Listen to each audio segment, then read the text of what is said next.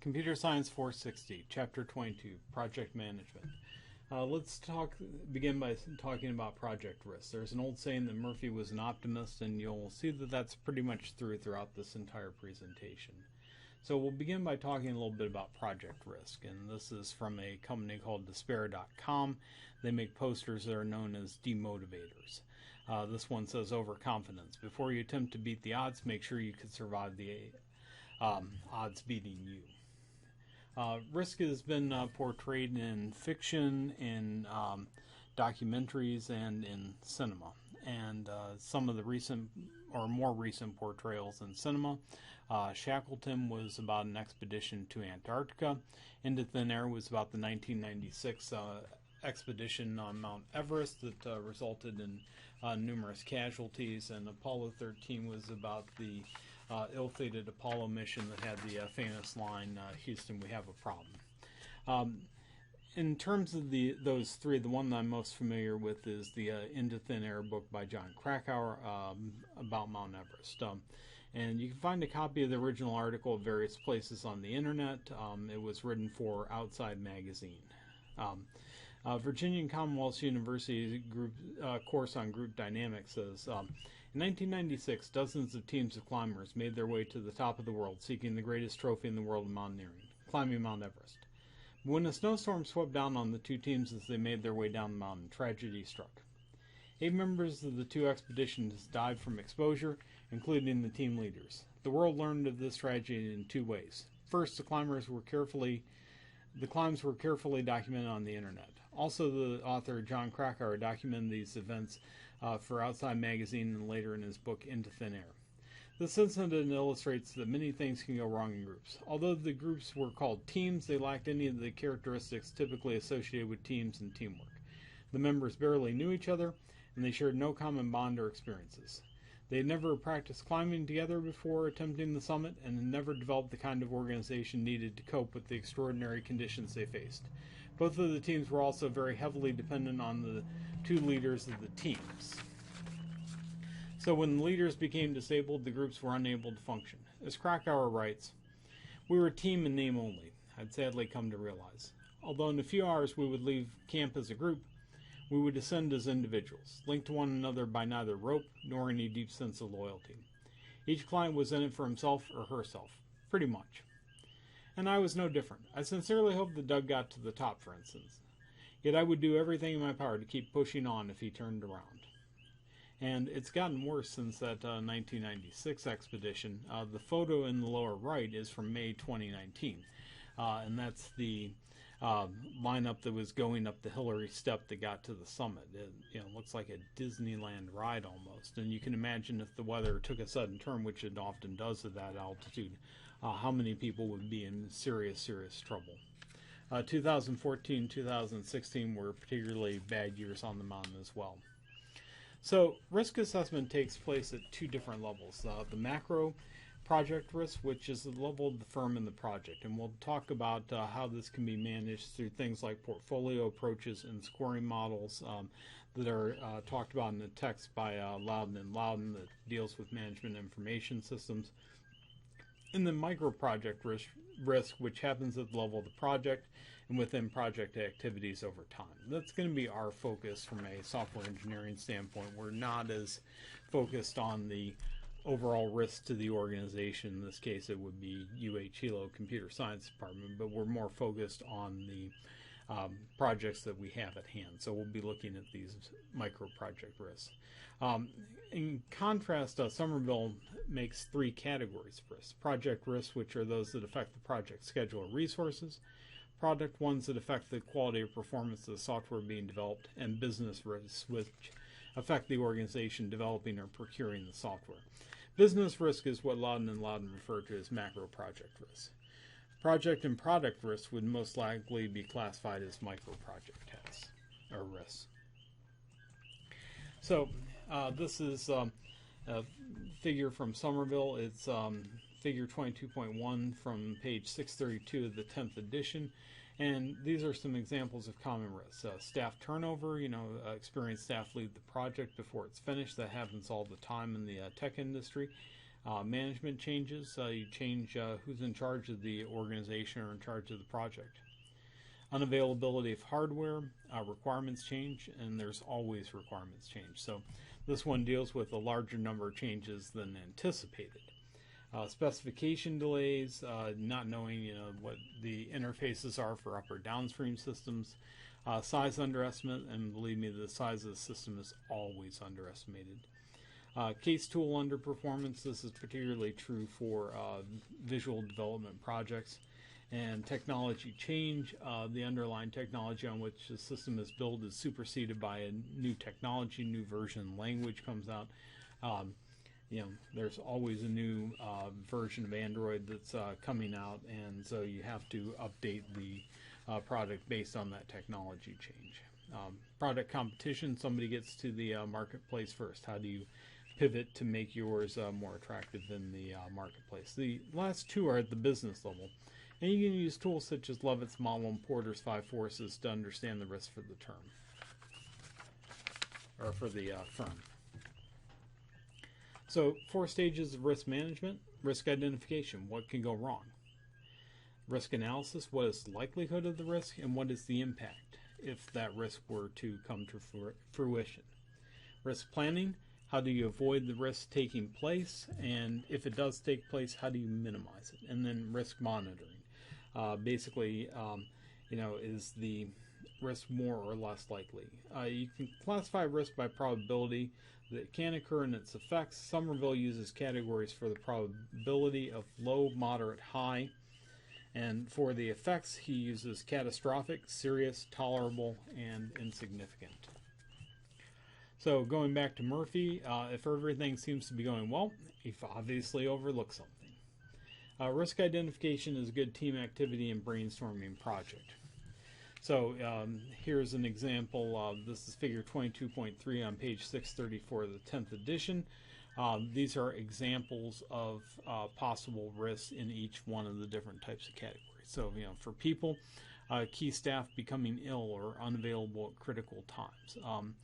For the organization, financial problems that you didn't impact. Technology, the database that you specified for the system can't process as many transactions per second as expected, or the amount of traffic exceeds capacity. For requirements, you might get changes to requirements, or customers that fail to understand the impact of requirements changes. So it's a good brainstorming activity to identify, well, hey, what can go wrong? And if there's a possibility of several things going wrong, the one that will cause the most damage will be the one to go wrong. So for each one of the risks, judge the probability and seriousness of that risk, and then rank them and begin risk planning. So Sommerville presents 3 strategies for risk planning. The first is avoidance. Basically reduce the probability of the risk occurring. We're going to go with a more proven technology versus the latest technology in the marketplace.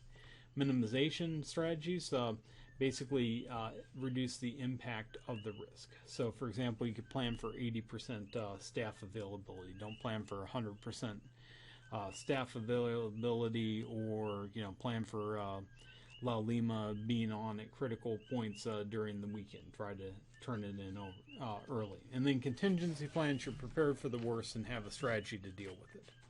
So first, if you can avoid the risk, definitely do so. If that doesn't work, try to plan for minimization. If it comes to the worst, have a strategy in place to deal with it. So what happens if it does, if a critical staff member is not available, who will take over? Risk monitoring, regularly assess risks and determine whether anything has changed. Has the risk become more or less probable? Has it become more or less damaging? And this should be a continuous project, just like project planning. You need to update your risk analysis along with your Gantt, PERT, burn down charts, Kanban boards. It's something that should be a continuous process that you update all the time. So think about your project. What are the major risks in your project? Give a probability and effect for each of these, and this is figure 22.4 on page 635. These are risks for a fictitious project that Sommerville was discussing. So for example, software tools cannot be integrated. It's a high probability the effects are tolerable. The rate of defect repair is underestimated. Moderate probability of that occurring, and the side effects are tolerable. Size of the software underestimated. That's a high probability the effects are tolerable. So now let's look at some more of the macro level, and this comes from the Laudon Laudon textbook on management information systems. It's a very good introductory text on management information systems, and if you take a business course in addition to your studies of CS that's related to management information systems, this is a good text to review. So one of the techniques discussed by Laudon Laudon is the portfolio approach. Projects have certain risks and benefits. Some of the general risks are the benefits are not obtained. Basically it doesn't deliver what it was supposed to deliver. Costs exceed budget, which seems to be almost always true. Time budget exceeded, it's turned in late. Technical performance poor. The system can also be incompatible with other systems. 3 factors can increase these risks: project size, organizational experience or inexperience, and task complexity. Next slide will show how we can take these risks into account to develop a reasonable set of projects to undertake at one time. And again, this is the portfolio approach. In the portfolio approach, you classify projects according to their risks and benefits to the firm. Obviously, you are going for the low risk and high benefit, the one in the upper right that says identify and develop. But you don't always get those, so you want to have a mixture that are in the cautiously examine and routine project category. You probably want to avoid ones that are high risk and low benefit to the firm. So try to get the other 3 quadrants that are not in the lower left. And perform this on all projects, and then select amongst the alternatives to figure out which ones you want to spend your organization's resources on developing. Another approach is from the Boston Consulting Group, and again, this is a matrix-based approach or portfolio-based approch. It's the same idea, but it looks at whether the market is experiencing growth in that area. That's on the left-hand side, the y-axis, and the market share that your company has in that area that is on the x-axis. So the ones where you have high growth and high market share, those are stars. Low market share, but there's high growth in the area, that's a wildcat. High market share, low growth is a cash cow. It's something that brings in money all the time. And then low market share, low growth, those are known as dogs. And again, you want a mixture of projects that fall into different categories, but you probably want to avoid the dogs in this case. So you can use the portfolio approach to categorize projects in this class according to the risk. Which ones are high risk, which ones are low risk or routine projects. And you can also do the same thing with the Boston Consulting Group matrix to categorize the class projects according to their potential. Assume that your firm is really making money from this venture. Do the results of those 2 models agree? Another approach from Laudon Laudon is a weighted scoring model. And this is a quick method for deciding amongst alternative systems based on the rating of selected features and objectives. So under the criterion, you would put in, for example, particular criterion would be potential for profitability. We would assign it a weight. Usually we want the weights to sum to 1, but that's not completely necessary. And then we would have product A, B, and C, and we would assign those like a score of 1 to 10. A second criteria might be ease of completion of the project. And third criteria might be our group's expertise in that area. If you had a bunch of people in the group who were experts at database development, and there was a project that was developing databases, that might be one that you would want to undertake. So For an example for the scoring model, use the scoring model to decide on various career options available to you after graduation. Select at least 3 criteria, for example, money, lifestyle, and your interest in that particular career.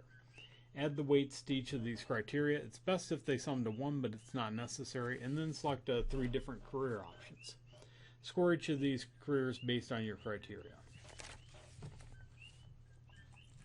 So this part, Managing People and Teamwork, corresponds to Chapter 22 and 23 of the 10th edition.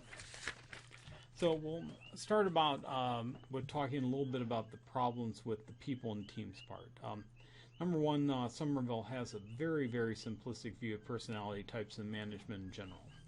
He categorizes people into 3 categories: self-oriented, who are focused on results; task-oriented, who are focused on technical aspects; and interaction-oriented, who are focused on people. I prefer more advanced tools such as the Keirsey Temperament Sorter, the Myers-Briggs Personality Test. The Jung Typology Test also works. These aren't really validated psychological instruments, but they do give a larger variety of personalities that you can encounter in the workplace. The case studies are very, very problematic. They present no particulars or hard data. There was one in the 7th and 8th edition that said, hey, as a result of this, you should hire Stu, but there's no data given about Stu, so it was unclear why you should hire him. He wasn't even mentioned in the case studies, but it appears as though you're allowed to make wholly irrational decisions based on no data. If you're interested in case studies, I obviously recommend ones from the Richard Ivey School of Business. Harvard also makes acceptable case studies that you can review that actually will give you data and will lead you to use that data to make the correct decisions. Critical factors in managing people: consistency, respect, inclusion, and honesty. And this is from Sommerville. Consistency. Team members should all be treated in a comparable way without favorites or discrimination. Respect. Different team members have different skills, and these differences should be respected. Inclusion. Involve all team members and make sure that people's views are considered. Honesty. You should try to always be honest about what is going well and what is going badly in a project. These are pretty self-explanatory, but you can't always achieve them. For example, the upper administration at UH Hilo will often legally prevent department chairs from sharing certain information with faculty, staff, and students. So sometimes honesty is out of the picture. You may have legal reasons that you can't say something. Selecting staff, again, this is one where Sommerville gives some very general information. He says here are the things that you use to select staff, and I can't really disagree with them. He says resume, interviews, and recommendations. I would say you do it in the opposite order, because I found it very important to have people that fit well working on your team. Resumes can be very impressive, but oftentimes they are misleading. Interviews last for only 1 day at most. But recommendations given from a previous employer or somebody who refers the person to you cover a longer period of time and give deeper insights into overall performance. Letters of recommendation are rated a bit lower on my personal scale than personal recommendations. If somebody comes to you and says, "Hey, so and so would be a great fit in your organization. Here's why." Other factors governing staff selection: who do you put on your project? People with application domain experience. If you're developing a database and you have somebody who's an expert in database design, you may want them on your team. Platform experience. If you're working with a particular version of Android and you have somebody who's an expert with that platform, you want to add them onto your team.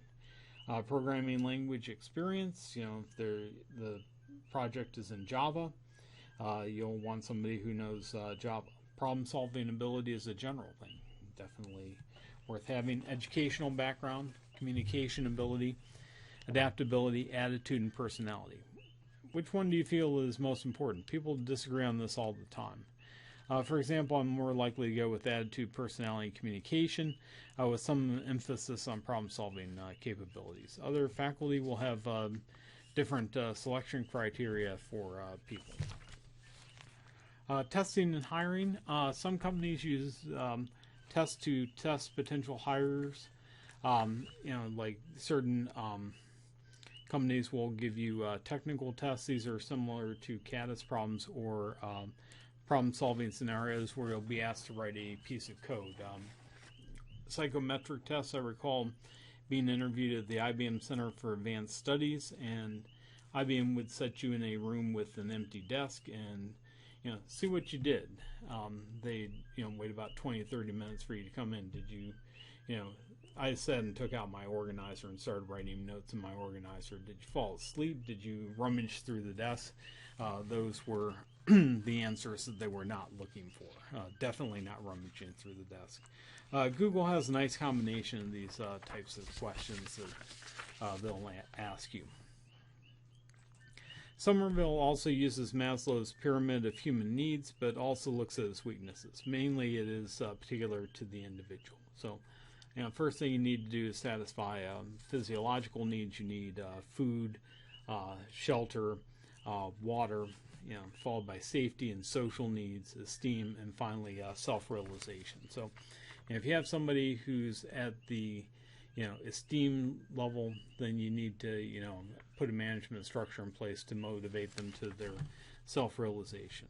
For groups, software engineering groups are 8 to 10 people ideally.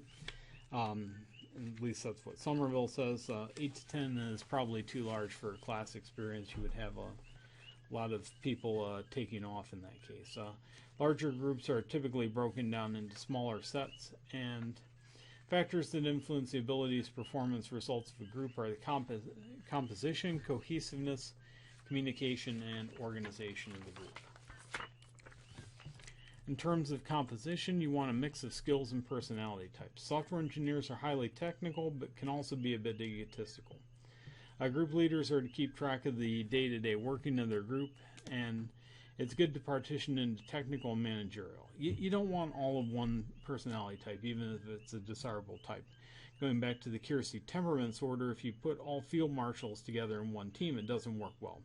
We used to put all the good students into a single team when we were at Western, then watch them fight amongst each other. Same thing happened in UH-Hilo in 2004, although that was my first year and it was by accident that I put all the best students in one group, but it very, very rapidly fell apart. Group cohesiveness, is it a good thing? Yes, definitely you want the team that sticks together and support each other. It can also be a bad thing. You can get into something called groupthink or projectitis. And groupthink is the act or practice of reasoning or decision-making by a group, especially when characterized by uncritical acceptance or conformity. And projectitis is the project becomes more important than the sponsoring organization. Group communications influencing factors are the size, the group structure, the composition of the group, and the physical work environment. You may have different communication structures depending on the group size. As the group size grows, communication often becomes more hierarchical. If you think of the individuals in a group as a fully connected graph, then you have n times n minus 1 divided by 2 different paths of communication. That number is going to grow at O of n squared, so you need more formal methods of communication as the group grows larger. Also, group organization. Is it informal or formal? What are the advantages to each approach? Working environment is important. For example, one frequently cited example is the hot tub that was at Atari, and that was in the early 1970s. Pictured is Atari having a potluck on the Pong assembly line. Kotaku had a 2018 article entitled Sex, Pong, and Pioneers about the women who worked at Atari in the early days. And a little excerpt from the article. Back in 1973, Steve Miller's band's The Joker was blaring on the PA in a California warehouse as 24 women in flared jeans assembled Pong circuit boards. The smell of corned beef and marijuana wafted down to the manufacturing line.